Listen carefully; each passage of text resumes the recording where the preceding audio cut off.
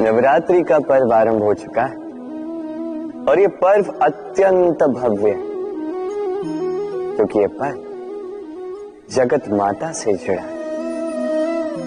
मां कितना छोटा सा शब्द है, किंतु ठीक से देखो तो समस्त संसार इसी शब्द में समा है।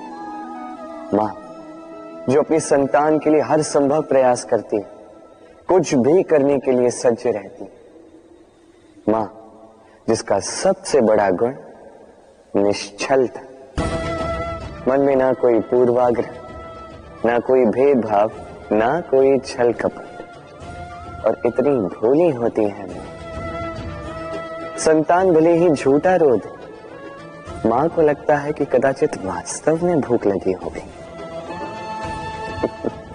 मां चाहे जन्म देने वाली हो चाहे पालने वाली, स्वर्ग, ये स्वर्ग हमें मां के चरणों के नीचे ही प्राप्त होता है। इसी मां को हमारा शत शत प्रणाम। राधे। सहनशीलता मां का दूसरा सबसे बड़ा गुण। कहते हैं कि धरती से अधिक सहनशील और कोई नहीं। उसे खोदने के पश्चात भी धरती हमें फसल देती है, किंतु मां, ये मां धरती से कम सहनशील नहीं। तनिक सोचिए, 9 माह तक संतान को अपनी कोख में रखना, क्या ये सहनशीलता कोई पुरुष दिखा सकता? क्या ये सहनशीलता कोई पिता दिखा सकता है? स्त्री में शील भले, सहनशीलता की परिभाषा उसे मां बनने के पश्चात प्राप्त होती है। स्वयं का अस्तित्व भुलाकर संतान का अस्तित्व बनाती है। शिशु की लात खाकर भी आनंद से उसे दूध पिलाती है। ये होती है मां, और इसी मां जननी को हमारा शत शत प्रणाम। राधे राधे। मां का एक और सबसे महान गुण, स्वयं को ढालने की अद्भुत शक्ति। जिस प्रकार एक मां स्वयं को ढाल सकती है और कोई नहीं कर सकता।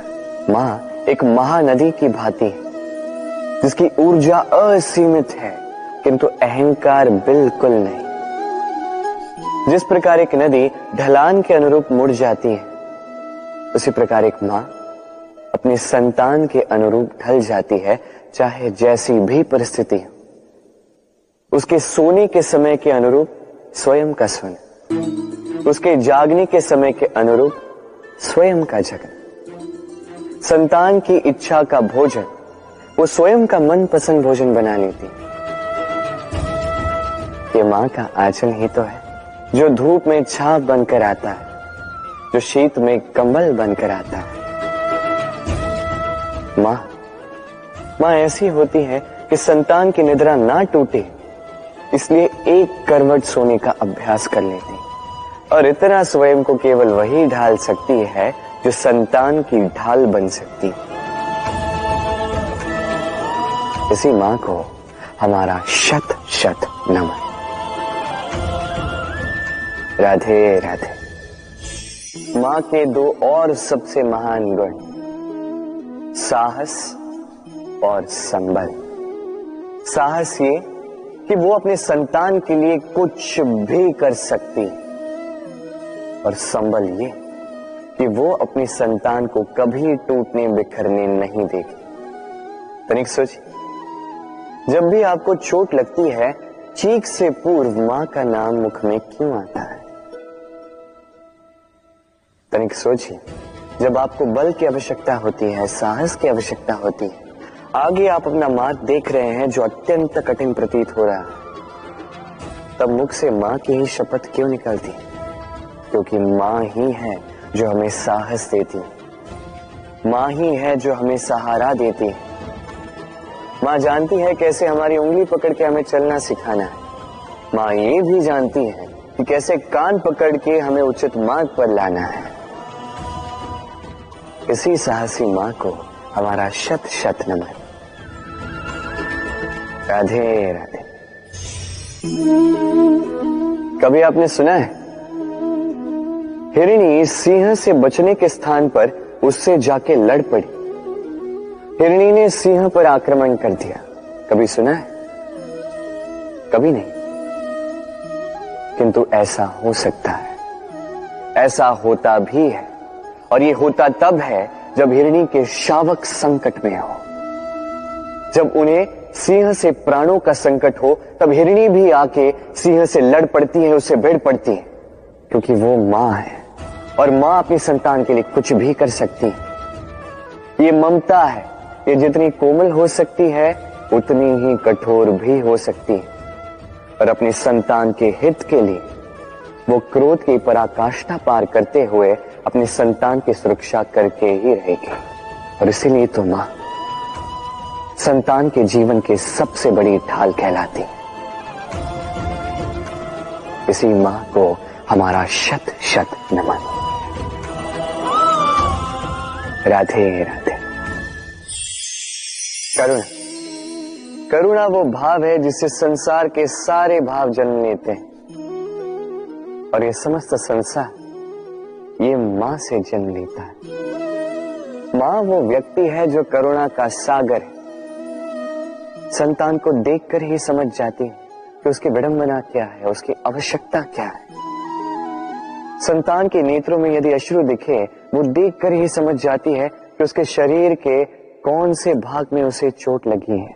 संतान के बिना कहे मां समझ जाती है कि आज भोजन में संतान क्या खाएगी। ये होती है मां। मां करुणा का सबसे बड़ा रूप है। और आज के युग में मनुष्य जो है, थोड़ा भी आगे क्यों ना निकल जाए, मां को तो पीछे ही छोड़ देता, मां को भूल ही जाता है। ये भूल आप कभी ना करें, कभी ना करें, क्योंकि मां वो करुणा है जो यदि आपके जीवन से चली गई, उसके पश्चात आप जीवन अवश्य जिएंगे, किंतु कभी जीवन जी नहीं पाएंगे। उसके पश्चात आपके जीवन से आपका ये मूल्य, आपके जीवन से करुणा का ये भाव, ये भी आप खो दोगे। आपकी मां सबसे अधिक महत्वपूर्ण है। यदि मां को खो दिया तो समझ लीजिए सब कुछ खो दिया। इसलिए मां को सदैव स्मरण रखिए, सदैव उसे प्रेम दीजिए, और मेरे साथ कहें राधे राधे। आज विजयदशमी, वो दिन है जब श्री राम ने रावण का वध किया।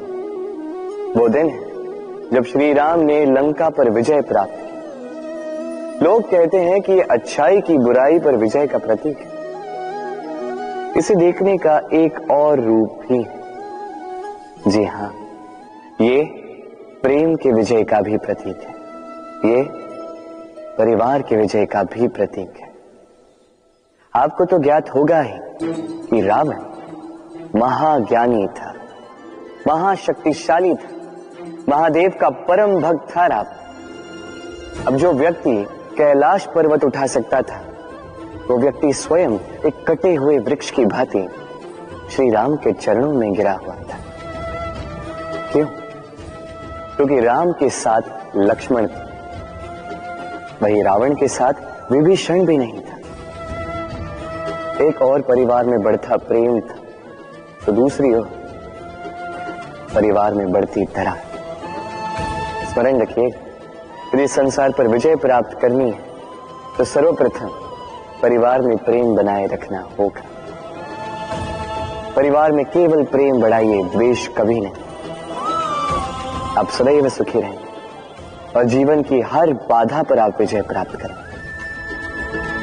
राधे राधे। देखिए, कल जो आने वाला है उसके लिए आज को व्यर्थ करना अनुचित है। हमें इस प्रकृति से यही सोच, यही सीख पानी चाहिए। आज का ये क्षण ये कल नहीं आएगा, और कल जो क्षण आने वाला है वो आज को किसी भी प्रकार से प्रभावित नहीं करता। बस इसी सीख को ध्यान में रखते हुए आप सभी निश्चिंत रहिए। जीवन क्या है ये जीवन? हम जन्म लेते हैं, बड़े होते हैं, हमारे माँ बाप हमें पालते हैं, फिर उनके धन से हमारा बालपन बीतता, फिर हम बड़े होते हैं, हम विवाह कर लेते हैं, हमारी संतानें होती हैं, हम उनको पालते हैं, फिर हम वृद्ध हो जाते हैं और एक दिन इस संसार से चले जाते हैं। क्या यही जीवन है? आता होगा ये प्रश्न मन में कई बार, है ना? अब तनिक जल की यात्रा देखिए। सागर से भाप बनकर उठता है, मेघ बनकर बरसता है, फिर नदी बनकर पुनः सागर में समावेश करता है।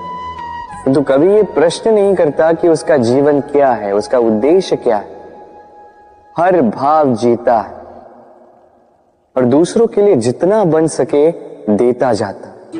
जब सागर में होता है तो असंख्य जल जीवों को जीवन देता है। जब सागर से भाप बनकर मेघ बनता है तो किसानों को आशा देता है कि फसल पुनः उपजेगी। जब वर्षा बनकर बरसता है तो इस सूखी प्यासी धरा को सींचता है। और जब नदी में होता है तो किनारों पर वनस्पतियों को जन्म देता है।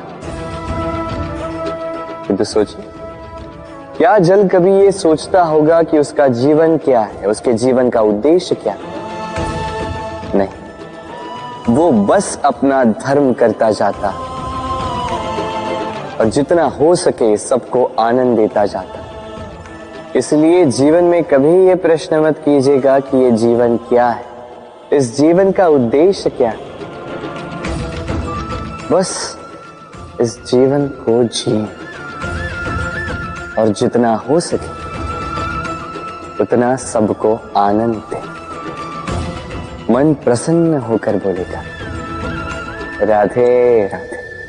कभी वर्षा के कारण बने कीचड़ से होकर आप अपने घर गए? पादुका पहनने के कारण आप उस कीचड़ से तो बच जाते, किंतु उन पादुकाओं द्वारा उड़ने वाली कीचड़ की बूंदें आपके वस्त्रों को मैला कर ही देती। किंतु फिर भी उन बूंदों से आपके वस्त्र मैले हो जाएंगे, इस कारण से आप पादुका पहनना तो नहीं छोड़ते। इसी प्रकार जीवन में कुछ ऐसे लोग भी आते हैं पादुका की भांति, जो आपको कीचड़ से तो बचा लेते हैं, किंतु वस्त्र रूपी आपके मन पर शंका के दाग लगा ही जाते हैं। इन लोगों के कारण से मन को खिन्न करने की आवश्यकता नहीं। आवश्यक है ये सोचना कि आपको आपके पांव कीचड़ से बचाने या आपके वस्त्र। जीवन में गंभीर होना अच्छी बात है, किंतु हर बात को यदि गंभीरता से लेने लगोगे तो जीवन का आनंद समाप्त हो जाएगा।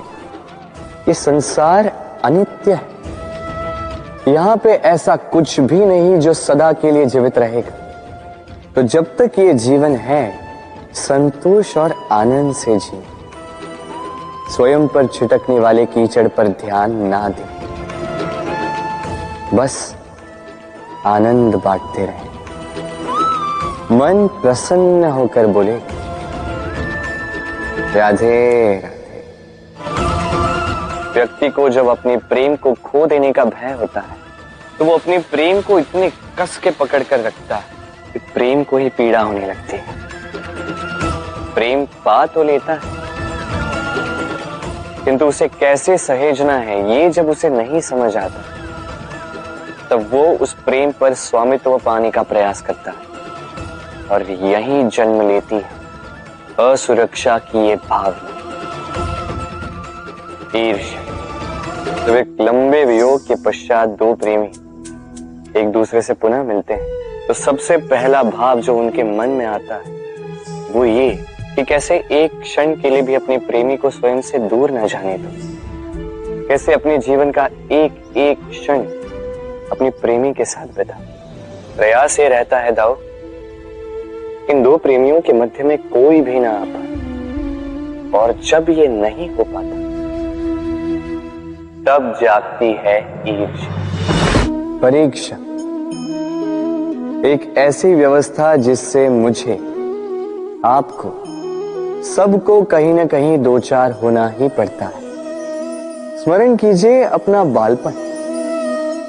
आप परीक्षा देने बैठे हैं। अब कुछ बालक ऐसे होते हैं जो वर्ष भर परिश्रम करते हैं, पढ़ते हैं, मन से परीक्षा देते हैं। कुछ बालक ऐसे होते हैं जो अपने आसपास बैठे बालकों की नकल करते हैं और परीक्षा में उत्तीर्ण भी हो जाते हैं। बुरा लगता है ये सोचकर कि कोई बिना किसी परिश्रम के परीक्षा में उत्तीर्ण कैसे हो सकता है। किंतु स्मरण रखिएगा, जो नकल करते हैं वो परीक्षा में उत्तीर्ण हो सकते हैं, सफल नहीं, क्योंकि वो नकल करते हैं बिना प्रश्न को समझे, बिना उत्तर का तरीका निकाले। यही हमारे साथ भी होता है। हम हमारे जीवन में दूसरों को देखते हैं, उनकी नकल करते हैं, उनकी भांति बनने का प्रयास करते हैं, किंतु ना हमारे जीवन में सफलता आती है, ना आनंद आता है। क्यों? क्योंकि हम एक विशेष बात भूल जाते हैं कि प्रत्येक मनुष्य का व्यक्तित्व भिन्न होता है। आप दूसरों की नकल करके अपना जीवन व्यतीत कर सकते हैं, किंतु यदि अपने जीवन में सफलता लानी, यदि अपने जीवन में आनंद लाना है, तो स्मरण रखिए, स्वयं के प्रश्नों का उत्तर जीवन में स्वयं को ही खोजना होगा। राधे राधे। मनुष्य को जब सफलता मिलती है तब उसमें जागता है अहंकार, और ऐसे में मनुष्य अक्सर एक बात भूल जाता है, झुकना। सोचता है कि मैं किसी के समक्ष क्यों झुकूं? और ऐसा इसलिए होता है क्योंकि मनुष्य एक महत्वपूर्ण बात भूल जाता है। इस संसार में, इस जीवन में उसने जो भी प्राप्त किया है, झुककर प्राप्त किया। बालपन में चलना सीखा तो इस धरा पर झुककर, गिरकर। बड़ों का आशीष लिया तो झुककर। किसान को फसल काटने के लिए झुकना पड़ता, कुएं से पानी निकालने के लिए पात्र को झुकना पड़ता है। भगवान से आशीर्वाद प्राप्त करने के लिए उनके समक्ष झुकना पड़ता है। आंधियों में वृक्ष सुरक्षित कैसे रहते? झुककर। सम्मान कैसे पाया जाता है? झुककर। किसी के समक्ष झुकने का अर्थ स्वयं का आत्मसम्मान खो देना नहीं, उसका अर्थ होता है विनम्र। हम मनुष्य हैं और इस आकाश की ऊंचाइयों तक पहुंचने के लिए हमें किसी पक्षी की भांति पंखों की आवश्यकता नहीं। बस जितना झुकेंगे उतना ही ऊपर उठेंगे। राधे राधे। आप इस संसार में ऐसे कई लोगों को जानते होंगे जिन्हें आप स्वार्थी मानते हैं, जो आवश्यकता पड़ने पर ही आपको स्मरण करते हैं, अन्यथा वर्षों तक कहीं दिखाई भी नहीं देते। किंतु जैसे ही उनकी आपके सहायता की आवश्यकता पड़ती है, हाथ जोड़कर आपके सामने सज्ज रहते। बड़ा क्रोध आता है ना इनको, मन खिन्न हो जाता है। मन से ये स्वर निकलता है कि इस व्यक्ति की सहायता न करें। किंतु आप ऐसा कभी मत कीजिए। आप सोचेंगे क्यों कह रहा हूं मैं ऐसा? स्मरण रखिएगा, दीपक का स्मरण व्यक्ति केवल तभी करता है जब अंधकार गहरा हो जाता है। उसे स्वार्थी मानकर स्वयं व्याकुल ना हो, स्वयं को दीपक मानकर आनंदित होइए। भाग्यवान समझिए खुद को कि किसी को आवश्यकता पड़ने पर आपकी याद आए, कि आप इस संसार में किसी की सहायता करने योग्य हैं। इस जीवन में किसी के स्वार्थी होने से स्वयं का दृष्टिकोण न बदले। बस ये दृष्टि रखिए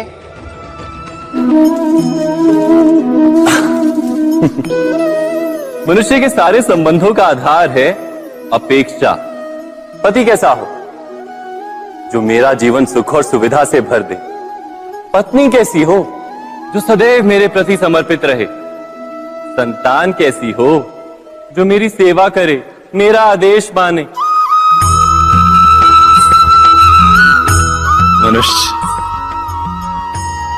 मनुष्य उसी को प्रेम भी कर पाता है जो उसकी अपेक्षा पूर्ण करता है, और अपेक्षा की तो नियति है भंग होना।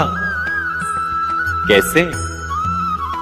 क्योंकि अपेक्षा मनुष्य के मस्तिष्क में जन्म लेती है। कोई अन्य व्यक्ति उसकी अपेक्षाओं के बारे में जान ही नहीं पाता।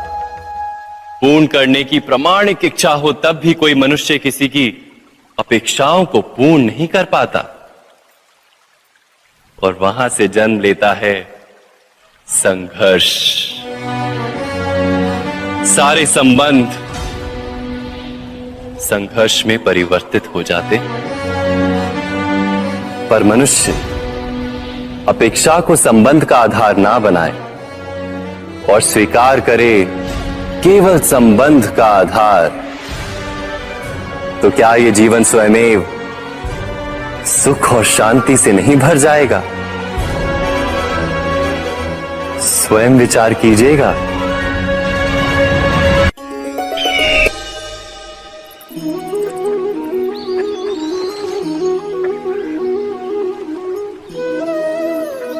समय के आरंभ से ही मनुष्य को एक प्रश्न सदा पीड़ा देता है कि वो अपने संबंधों में अधिकतम सुख और कम से कम दुख किस प्रकार प्राप्त कर सकता है।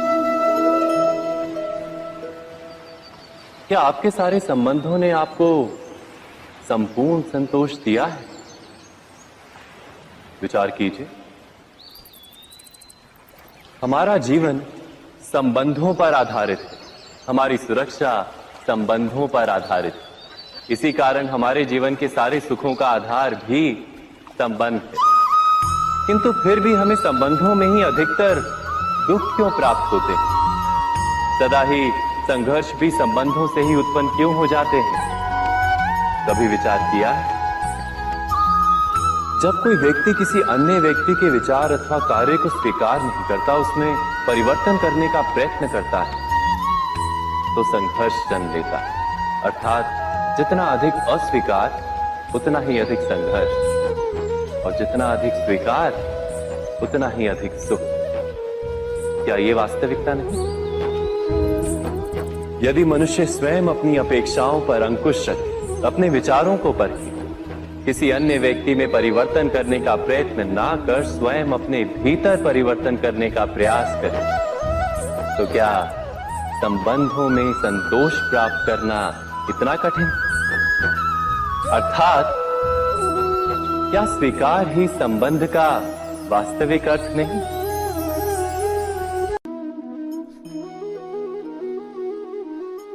जगत में प्रत्येक व्यक्ति को किसी ना किसी प्रकार की निर्बलता अवश्य होती। जैसे कोई बहुत तेजी से दौड़ नहीं पाता तो कोई अधिक भार नहीं उठा पाता, कोई असाध्य रोग से पीड़ित रहता है तो कोई पढ़े हुए पाठों को स्मरण में नहीं रख पाता। ऐसे अनेकों उदाहरण और भी हैं।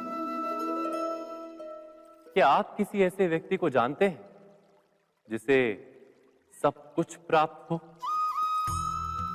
और हम जीवन की उस एक निर्बलता को जीवन का केंद्र मानकर जीते हैं? इस कारणवश हृदय में दुख और असंतोष रहता है सदा।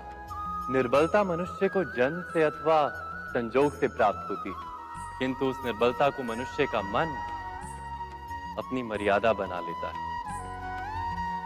किंतु कुछ व्यक्ति ऐसे भी होते हैं जो अपने पुरुषार्थ और श्रम से उस निर्बलता को पराजित कर देते हैं। क्या भेद है उनमें और अन्य लोगों में? क्या आपने कभी विचार किया है? सरल सा उत्तर है इसका। जो व्यक्ति निर्बलता से पराजित नहीं होता, जो पुरुषार्थ करने का साहस रखता है हृदय में, वो निर्बलता को पार कर जाता है। अर्थात निर्बलता अवश्य ईश्वर देता है, किंतु मर्यादा मनुष्य का मन ही निर्मित करता है। स्वयं विचार कीजिए।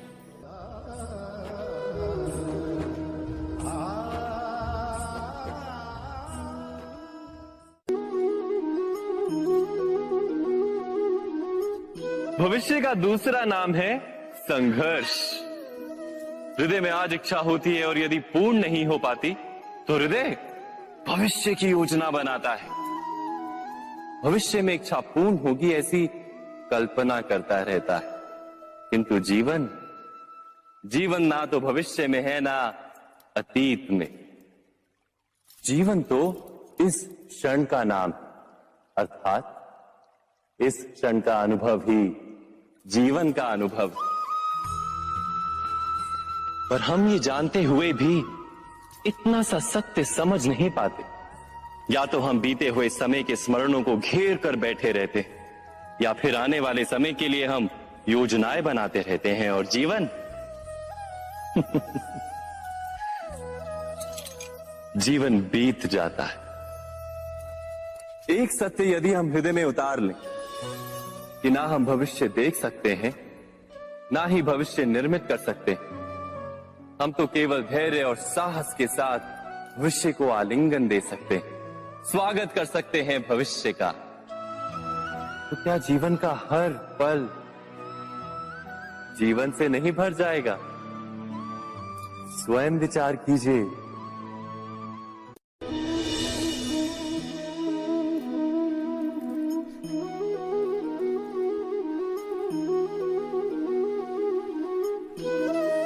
ज्ञान प्राप्ति सदा ही समर्पण से होती है, यह हम सब जानते हैं। किंतु समर्पण का वास्तविक महत्व क्या है? क्या हमने कभी विचार किया? मनुष्य का मन सदा ही ज्ञान प्राप्ति में विभिन्न बाधाओं को उत्पन्न करता है। कभी किसी अन्य विद्यार्थी से ईर्ष्या हो जाती है, कभी पढ़ाए हुए पाठों पर संदेह जन्मता है, और कभी गुरु द्वारा दिया गया दंड मन को अहंकार से भर देता है। नहीं, क्या ऐसा नहीं होता? न जाने कैसे कैसे विचार मन को भटकाते हैं, और मन की इसी अयोग्य स्थिति के कारण हम ज्ञान प्राप्त नहीं कर पाते। मन की योग्य स्थिति केवल समर्पण से निर्मित होती है। समर्पण मनुष्य के अहंकार का नाश करता है, ईर्ष्या, महत्वाकांक्षा आदि भावनाओं को दूर कर हृदय को शांत करता है और मन को एकाग्र करता है। वास्तव में ईश्वर की सृष्टि में ना ज्ञान की मर्यादा है, ना ज्ञानियों की। गुरु दत्तात्रेय ने तो गाय और श्वान से भी ज्ञान प्राप्त कर लिया था। अर्थात विषय ब्रह्म ज्ञान का हो, या जीवन के ज्ञान का, या गुरुकुल में प्राप्त होने वाले ज्ञान का, उसकी प्राप्ति के लिए गुरु से अधिक महत्व है उस गुरु के प्रति हमारा समर्पण। क्या ये सत्य नहीं?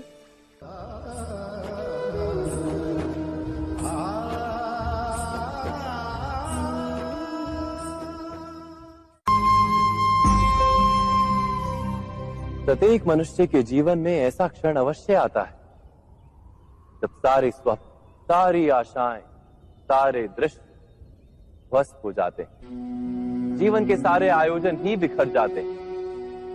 एक और धर्म होता है और दूसरी ओर सुख। इसी को धर्म संकट कहते हैं। जब धर्म का वहन ही संकट हो और धर्म का त्याग ही दुख हो। विचार कीजिए, कभी किसी स्वजन के विरुद्ध सत्य बोलने का अवसर प्राप्त हो जाता है, कभी ठीक दरिद्रता के समय सरलता से चोरी करने का मार्ग प्राप्त हो जाता है, कभी किसी शक्तिशाली राजनेता या राजा के कर्मचारी का अधर्म प्रकट हो जाता है। सबके जीवन में ऐसी घटना बनती ही रहती है। अधिकतर लोग ऐसे किसी क्षण को धर्म संकट के रूप में जान ही नहीं पाते।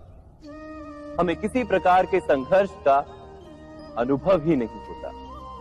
सहजता से सुख की ओर खींचे चले जाते हैं, जैसे मक्खी गुड़ की ओर खींची चली जाती।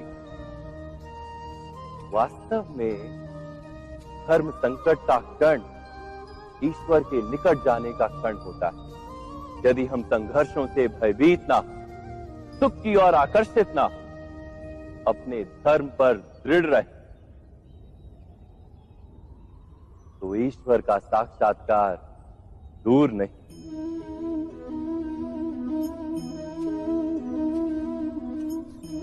पवन से युद्ध करने वाला पत्ता यदि पेड़ से गिरता है तो भी आकाश की ओर उठता है। पवन से झुकने वाली घास वहीं भूमि पर रह जाती। अर्थात धर्म संकट से यदि हम संकट को ही टाल दें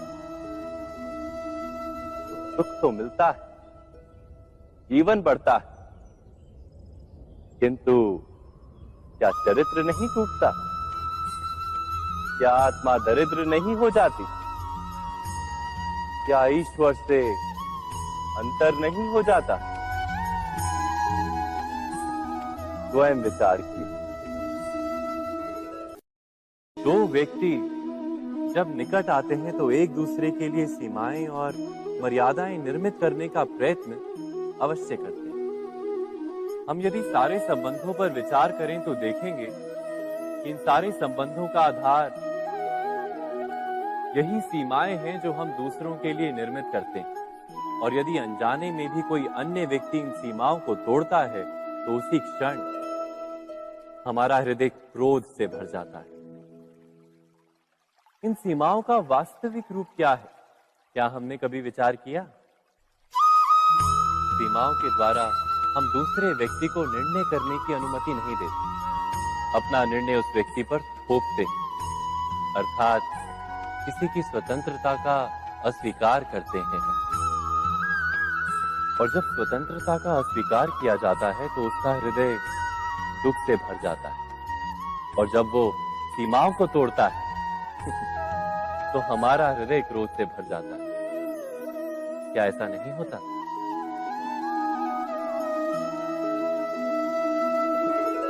पर यदि एक दूसरे की स्वतंत्रता का सम्मान किया जाए तो किसी मर्यादाओं या सीमाओं की आवश्यकता ही नहीं होती। अर्थात जिस प्रकार स्वीकार किसी संबंध का देह है, क्या वैसे ही स्वतंत्रता किसी संबंध की आत्मा नहीं? स्वयं विचार कीजिए। सबके जीवन में ऐसा प्रसंग अवश्य आता है कि सत्य कहने का निश्चय होता है हृदय में, किंतु मुख से सत्य निकल नहीं पाता। कोई भय मन को घेर लेता है। किसी घटना अथवा प्रसंग के बारे में बात करना या फिर स्वयं से कोई भूल हो जाए उसके बारे में कुछ बोलना, क्या ये सत्य है? नहीं, ये तो केवल तथ्य है। अर्थात जैसा हुआ था वैसा केवल बोल देना सामान्य सी बात। किंतु कभी कभी उस तथ्य को बोलते हुए भी भय लगता है। कदाचित किसी दूसरे की भावनाओं का विचार आता है मन, दूसरे को दुख होगा ये भय भी शब्दों को रोकता है। तो ये सत्य क्या है? क्या हमने कभी विचार किया है? जब भय रहते हुए भी कोई तथ्य बोलता है तो वो सत्य कहलाता है। वास्तव में सत्य कुछ और नहीं, केवल निर्भयता का दूसरा नाम है। और निर्भय होने का कोई समय नहीं होता, क्योंकि निर्भयता आत्मा का स्वभाव है। अर्थात क्या प्रत्येक क्षण सत्य बोलने का क्षण नहीं होता?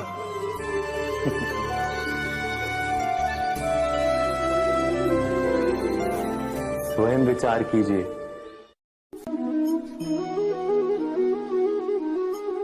श्रेष्ठता का क्या अर्थ है? श्रेष्ठता का अर्थ है दूसरों से अधिक ज्ञान प्राप्त करना।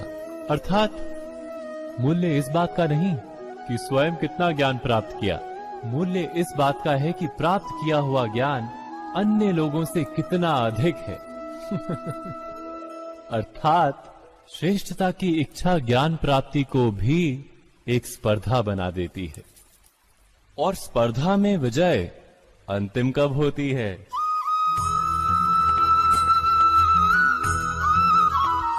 कुछ समय के लिए तो श्रेष्ठ बना जा सकता है, किंतु सदा के लिए कोई श्रेष्ठ नहीं रह पाता। फिर वही असंतोष, पीड़ा और संघर्ष जन्म लेता है। किंतु श्रेष्ठ बनने के बदले यदि उत्तम बनने का प्रयत्न करें तो क्या होगा? उत्तम का अर्थ है कि जितना प्राप्त करने योग्य है वो सब प्राप्त करना, किसी से अधिक पाने की इच्छा से नहीं, मात्र आत्मा की तृप्ति हेतु कुछ प्राप्त करना। उत्तम के मार्ग पर किसी अन्य से स्पर्धा नहीं होती, स्वयं अपने आप से स्पर्धा होती है। अर्थात उत्तम बनने का प्रयत्न करने वाले को देर अबेर सारा ज्ञान प्राप्त हो जाता है, बिना प्रयत्न के ही वो श्रेष्ठ बन जाता है। किंतु जो श्रेष्ठ बनने का प्रयत्न करता है वो श्रेष्ठ बने या ना बने, उत्तम कभी नहीं बन पाता।